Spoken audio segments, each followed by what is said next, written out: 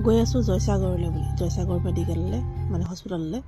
এইফালে খোৱা বস্তু কিবা কিবি পেকিং কৰি লৈছোঁ আৰু গৈ পালোঁগৈ।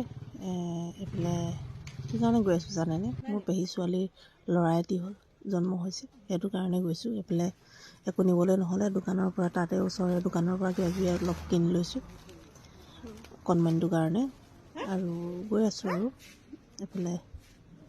এইফালে বেটী আৰু বাপেকৰ মাজত কাজিয়া, ধৰিব নিদিয়ে, ডাঙৰ ছোৱালী চুবলৈ নিদিয়ে, হাতত ধৰিব নিদিয়ে, অকলে অকলে খোজকাঢ়িব ষ্টাইল। এইফালে গৈ পালোঁগৈ। চাওক বেবীটো,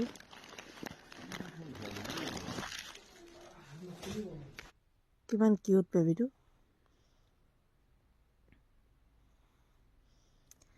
তাতে থাকিলোঁ বহুত টাইম, থাকি খাই বৈ ভাত পানী অলপ লৈ গৈছিলোঁ। ভাত পানীও আমিও খালোঁ, তেওঁলোকেও খালে। খাই বৈ এইফালে আজৰি হৈ আমি এতিয়া ঘৰৰ ফালে ৰাওনা হৈছোঁ। আজিলৈ ভিডিঅ'টি ইমানেই। Bye bye. ভাল লাগিলে লাইক কমেণ্ট শ্বেয়াৰ কৰি দিব।